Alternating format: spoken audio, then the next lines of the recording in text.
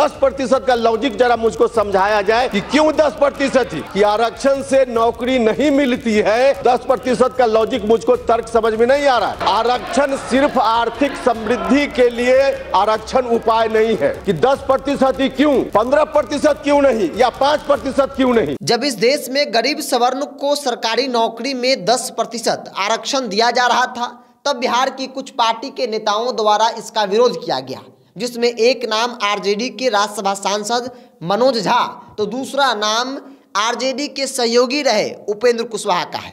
उपेंद्र कुशवाहा काराकाट से सांसद थे। उपेंद्र कुशवाहा जब काराकाट से चुनाव जीते थे तब वो एनडीए के साथ थे, लेकिन चुनाव से कुछ महीने पहले उन्होंने एनडीए का साथ छोड़ दिया और महागठबंधन आरजेडी के साथ आ गए।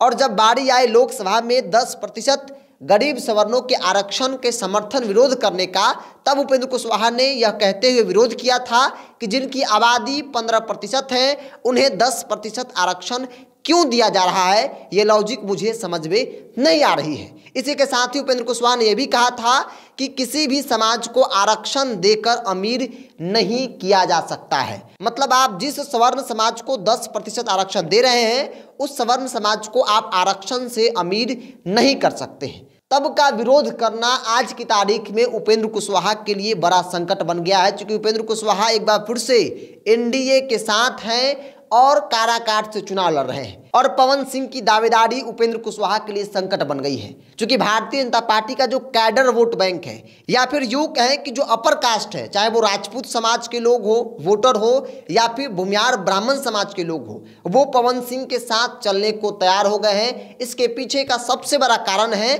कि वो लोग कह रहे हैं कि जब सवर्ण समाज को 10% आरक्षण मिल रहा था तब उपेंद्र कुशवाहा ने ही विरोध किया था।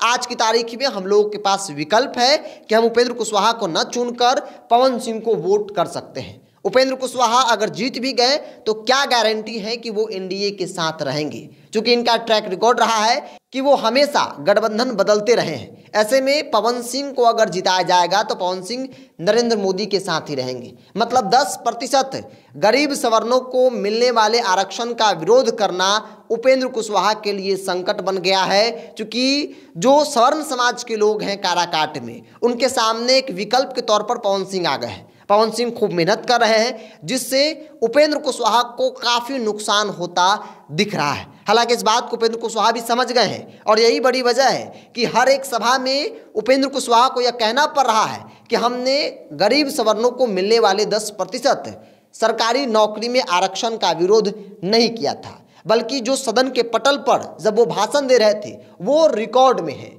और उसमें से कुछ पॉइंट हम आपको सुना भी रहे हैं कि किस प्रकार से उपेंद्र कुशवाहा यह कह रहे हैं कि ये जो 10% का लॉजिक है वो मुझे समझ में नहीं आ रहा है। किसी भी समाज को आप आरक्षण से अमीर नहीं कर सकते हैं, लेकिन यही उपेंद्र कुशवाहा ओबीसी, दलित, महादलित के आरक्षण के मुद्दे पर मौन हो जाते हैं। जब गरीब सवर्णों को 10% आरक्षण मिल रहा था तब देश के लगभग पार्टी के नेताओं द्वारा खुले दिल से स्वागत किया गया और कहा गया कि उम्मीद करते हैं कि इस 10% आरक्षण से जो सवर्ण समाज में गरीब तबका है, जिनकी बड़ी आबादी है, उनका आर्थिक तौर पर उत्थान होगा। लेकिन तब कुछ पार्टी के नेताओं द्वारा उस 10% रिजर्वेशन का विरोध किया गया था, जिसमें एक नाम उपेंद्र कुशवाहा का भी है। उपेंद्र कुशवाहा आज की तारीख में एनडीए के साथ है और काराकाट से चुनाव लड़ रहे हैं, लेकिन पवन सिंह भी है। पवन सिंह को लेकर कहा जा रहा है कि भारतीय जनता पार्टी का जो कैडर है, जो संगठन है, वो मौन समर्थन पवन सिंह को कर चुका है। वो लोग भी चाहते हैं कि पवन सिंह ही चुनाव जीते, क्योंकि उनको ऐसा लग रहा है कि उपेंद्र कुशवाहा जीत भी गए तो क्या गारंटी है कि वो नरेंद्र मोदी को प्रधानमंत्री बनाएंगे, क्या गारंटी है कि वो नरेंद्र मोदी एनडीए में ही रहेंगे।